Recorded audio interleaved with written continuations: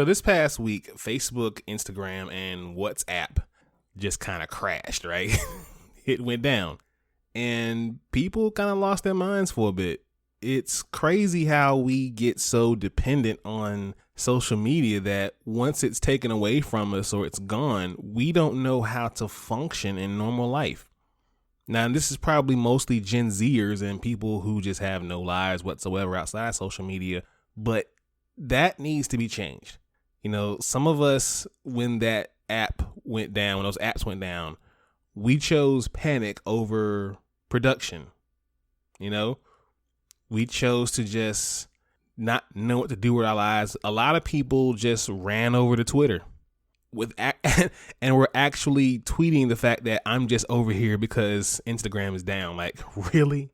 You have that much of a need for social media that you're willing to go anywhere for social media instead of just picking up the phone and calling someone you haven't talked to in forever, or going to visit that person who lives maybe a block away from you, maybe picking up a book and reading it. I don't know. But I know one thing, we as society have to do better. We can't really let this be the end all be all of our lives.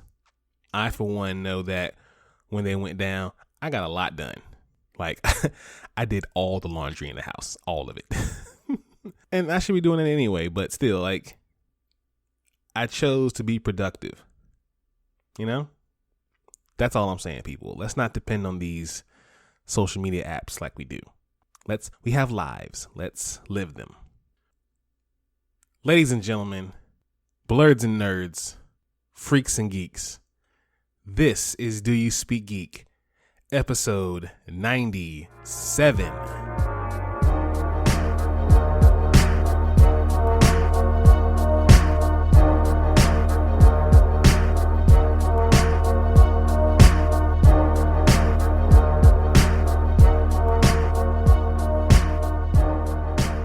What's good, y'all? This is Do You Speak Geek? I am your host, Nix. Hopefully y'all didn't miss me too much. You know, news was kind of dry last week, but you know, we back at it again. Shout out to all the new subscribers and new followers. Oh, real quick, shout out to everybody who was doing their thing, who was cosplaying and connecting and just having a ball at New York Comic Con. Yo, y'all made me real jealous that I was not there. So I'm officially saying now, next year in 2022, DYSG will be at New York Comic Con. But again, shout out to all the new subscribers, all the new followers. Thanks to everyone who listened to previous episodes. And if this is your first time joining us, welcome to Do You Speak Geek. This is the podcast where we bring you all the latest news and reviews inside of the geek realm. If you're listening on Spreaker, shout out to the home team. You're probably listening there. If not, Do You Speak Geek is on all major podcast outlets. So wherever you get your podcasts, search for Do You Speak Geek and be sure you subscribe. DoYouSpeakGeek.com, the central hub for everything DYSG. We got blogs, merch, pictures, videos, photos. I mean, we got a bunch of stuff over there. So please go to DoYouSpeakGeek.com. And by the way, all merchandise purchases this month go to Susan G. Komen for breast cancer awareness. So, you want to help out a good cause? You want to look good in some DYSG swag? Head over to that link and get something. Follow us on social media, Facebook at DYSGFB, Twitter at DYSG_tweets, and Instagram at Do You Speak Geek. Also, TikTok at Do You Speak Geek.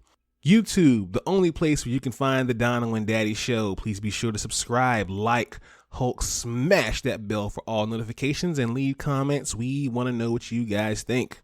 Like I said, last week was pretty dry, but we're back with plenty of news this week. There's definitely going to be more next week. But since we here, let's do what we do about this time, people. Let's speak geek. Suit up. I want to be the very best. Talk nerdy to me.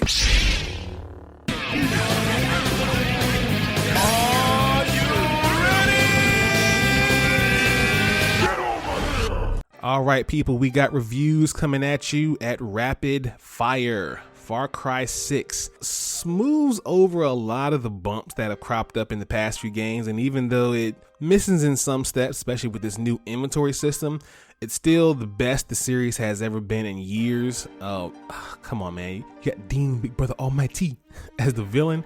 You can't miss with that. So definitely check that out if you have a new next-gen system.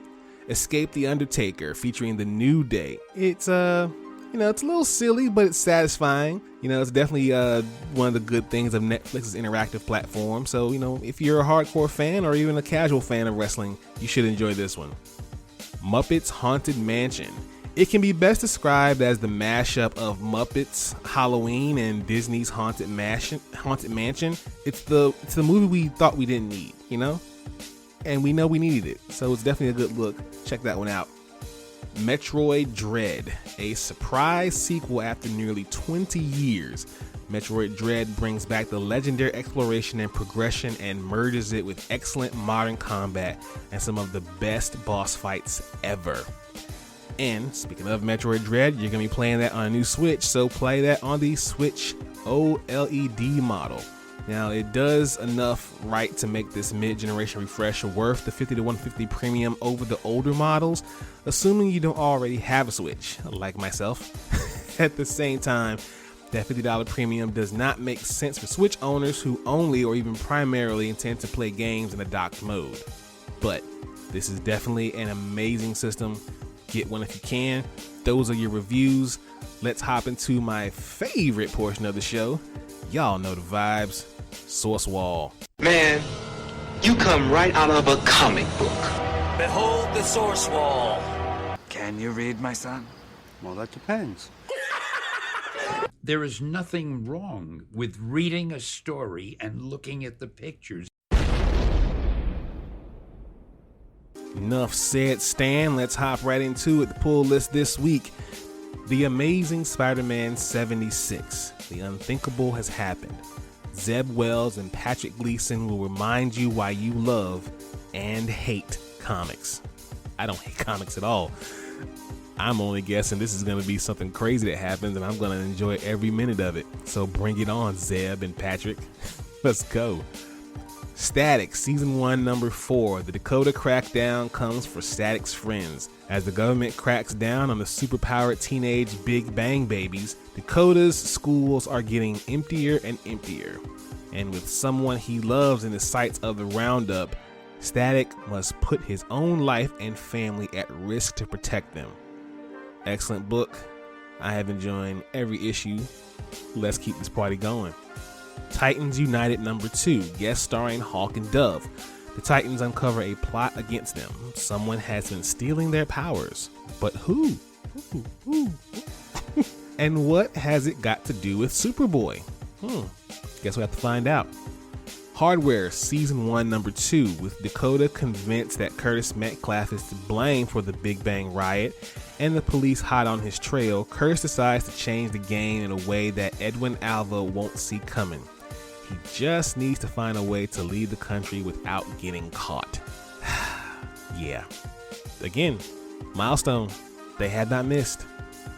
Please read these books. They are amazing.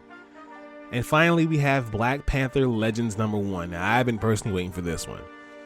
Dive into the legend of the Black Panther in this new origin story by acclaimed author Tochi Onyebuchi and New York Best Times selling illustrator Setor Fibigetsidi. Perfect for the middle-aged readers. T'Challa and Hunter are brothers growing up in the idyllic royal palace of Wakanda. Theirs goes beyond the usual sibling rivalry, though Hunter, although older, is adopted, and T'Challa is the true heir to the throne. Both brothers wrestle with fairness and the future, readying themselves for responsibility when tragedy strikes and takes the choice from them. This new series, ideal for young fans and loyal readers alike, will explore the moments that make T'Challa who he is, from his adventurous upbringing to his walkabout as a teen where he meets the enchanting Aurora Monroe before she becomes a legendary Storm, to when he first invites the Fantastic Four into Wakanda. Son, brother, warrior, king. As each chapter unfolds, new pieces of T'Challa's character will be revealed and the Black Panther will emerge. I cannot wait to read this one. It is gonna be dope. If you all want to get their hands on that one, please be sure to check this and all other picks out at your local comic book store this week. Let's watch this. Watch this, y'all. Thunder! Thunder! Thunder! Lannister always pays his debts. Whoa, dude. I am the villain of the story. All right, folks, House of the Dragon, the first trailer released for the Game of Thrones prequel. HBO has released the first trailer of House of Dragon, the Game of Thrones prequel, and it's arriving next year. The trailer doesn't reveal too much, but shows us a series of images of Targaryen family members, the core of the new show, as well as a mantra of sorts: gods, kings, fire, and blood. Dreams didn't make us kings. Dragons did. Ew, this gonna be so dope. Of course, along the way, we see the Iron Throne, joust, sword fights, lots of bright white hair, the Targaryen trademark, and just the hint of a dragon. It's set around 200 years before the original series. The show will tell the story of House of Targaryen, the line of kings that ruled Westeros before Robert Baratheon took the throne and eventually kicked off the events of the Game of Thrones series. The show features a star-studded cast including Paddy Considine as King Viserys Targaryen, Matt Smith as Prince Daemon Targaryen, Emma Darcy as Princess Rhaenyra Targaryen, and Rhys Ifans as Otto Hightower. Co-created by George R.R. Martin and Colony's Ryan Condal, and from executive producer and director Miguel Sapochnik, who directed many iconic Game of Thrones episodes, including the Battle of the Bastards and The Long Night. House of Dragon will air on HBO and HBO Max. Alright people, it's time to go back to Westeros. Hopefully this series will be dope and won't end the way the other one ended. And hopefully there are no Starbucks cups either. Okay, moving on to another trailer. Dragon Ball Super Superhero gets a new trailer. Now, this one was revealed at New York Comic Con. The teaser gives us a vague idea of the plot and the upcoming film, and quick glimpses of familiar characters from the Dragon Ball franchise, including Goku and Piccolo. While not much about the plot was shared, the panel did confirm the movie is set 10 years after Goku defeated Buu. The new trailer includes a large 2022 release window, but notes that the release schedule may vary depending on your country or region. When we asked for more concrete US release details, the panel noted the Japanese premiere date is set for 2022, but is still in negotiations for when to release it in the US, with no updates shared regarding the English dub. So, we have a ways to go to wait to see when we're getting it here in the States, and if it'll be in both sub or dub. I, of course, am a dub guy. Come for me, I dare you. Marvel's WandaVision spinoff with Katherine Hahn's Agatha Harkness is in the works. Now, the series spinoff centered around Agatha Harkness is coming. According to reports, Hahn will return to play Agatha in what is being described as a dark comedy. The exact storyline and setting details are not being revealed yet, but WandaVision writer Jack Schaefer will both write and executive produce the Agatha Harkness series. This would be the first project under Schaefer's new overall deal with Marvel Studios and 20th Century Television. Marvel fans will certainly be buzzing at the news, as Hahn's Agatha Harkness is not only a fan favorite, but also a very pivotal character in Marvel lore. To me personally, Agatha Harkness has been one of the best characters in this new phase of the MCU after the Infinity Saga. Yeah, definitely a well-deserved spinoff here. Can't wait to watch this one. Let's go ahead and jump into some life. Peace, love, and video games! That sound like Donkey Kong.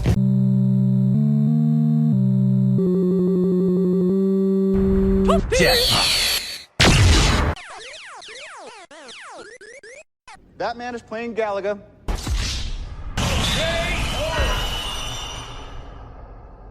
Alright gamers, Super Smash Bros. Ultimate reveals Sora as the final DLC character. Now this was a big deal for a lot of people. The final character was revealed as Sora from Kingdom Hearts, announced by series creator Masahiro Sakurai in a final presentation. A new trailer referenced the original Smash Bros. Ultimate reveal. It showed Mario throwing a fireball that opened a portal, bringing Sora into the world of Smash Bros. Sora will be added to the game on October 18th. It will cost you $6 USD as a standalone and is part of the Fighters Pass Volume 2.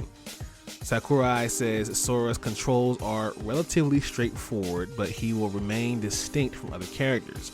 He's built for airborne combat, but his weakness is weight. He weighs less than young Link or Isabelle, meaning you will want to avoid hits. Wow. As you'd expect, his basic attacks utilize the Keyblade, and several attacks are designed to hit enemies in the air, allowing you to begin air combos. So keep that in mind when you're playing with Sora. Sora can also use some Kingdom Hearts magic. Some of these are damaged, while others are used for cosmic only taunts. The aim is for Sora to control as much as possible as he did in the original Kingdom Hearts game. So, people, this is the final reveal. Hopefully the acclaim of this game keeps up with the final reveal here. That means they're pretty much done with new reveals, and let's see what happens to the community of Smash Bros. From this point going forward. The Friday the 13th game developer is working on a Ghostbusters game. Illphonic, the developer behind Friday the 13th and Predator Hunting Grounds, is working on a Ghostbusters game. As pointed out by Reset Era user Cherahome, Illphonic studio co-founder Raphael Sadiq casually revealed the title in a recent interview on the music podcast Questlove Supreme. Sadiq let slip the company is working on a Ghostbusters tie-in after being asked how many games the studio currently has out. Quote, Friday 13th is the last one in Predator, and we're working on a Ghostbusters right now. Sadiq said quickly before moving on to talk about the studio's most recent project, Arcadegeddon, which is currently available in early access out in 2022.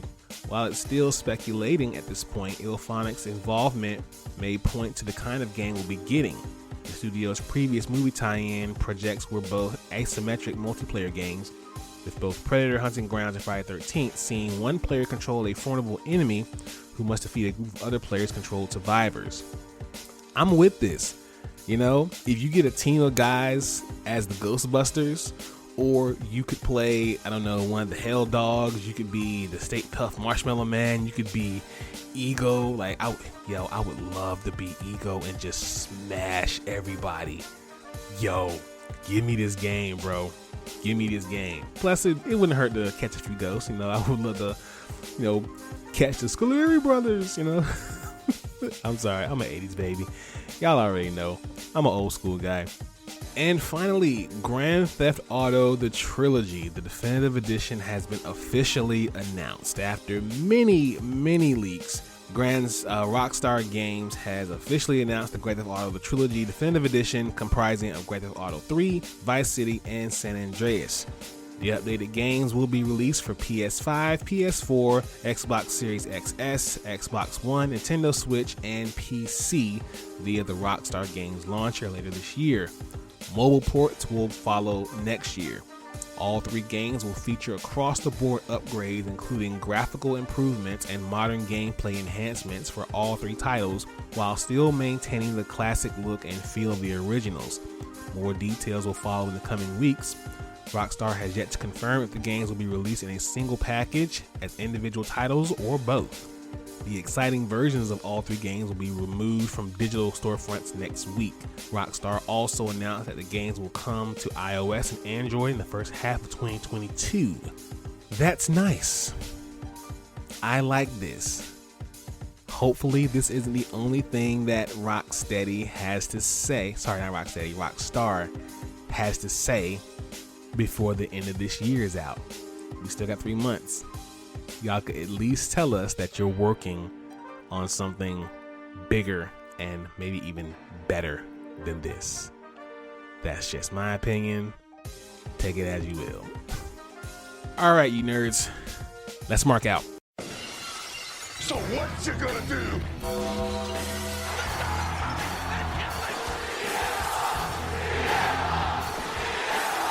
Goodbye. and good night, bang! Okay, wrestling smarks, AEW introduces the TBS Championship for the AEW Women's Division. All Elite Wrestling officially introduced the TBS Championship during Wednesday's AEW Dynamite. The title will be a part of the AEW Women's Division and will celebrate AEW's Dynamite upcoming move to the TBS network beginning in January. It was then confirmed that a tournament would be held to crown the first champion, similar to how Cody Rhodes became the first TNT champion, and that Thunder Rosa, Sky Blue, Ruby Soho, and Jade Cargill will be involved in the tournament in January. I mean, at this point, just go ahead and give it to Jade. That's how I'm feeling. AEW's network change was first announced back in May on this podcast, though it was later confirmed that AEW Rampage will remain on TNT along with AEW's quarterly super shows. Brett Witt, general manager of TNT, TBS, and True TV, explained AEW's move during a media conference call when Rampage was first introduced. So, I mean, my obvious pick is Jade Cargill, but who do you guys see picking up this TBS championship?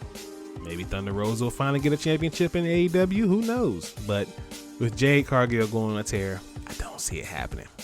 And with more women's wrestling news, WOW Women of Wrestling returns with a new TV deal along with Tessa Blanchard and AJ Mendez.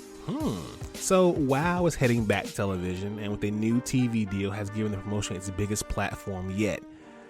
Last week, WOW announced that they've partnered up with a new multi-year distribution agreement with Viacom CBS Global Distribution Group, and the new deal will see new episodes launching in weekend syndication beginning in the fall of 2022, specifically September. They also revealed that AJ Mendez, aka WWE's AJ Lee, will be providing color commentary during each episode, and that Tessa Blanchard will be returning to the ring alongside The Beast, Danny, Brianna Montez, Kath Smith, Alex Garcia, and Emo Akpan.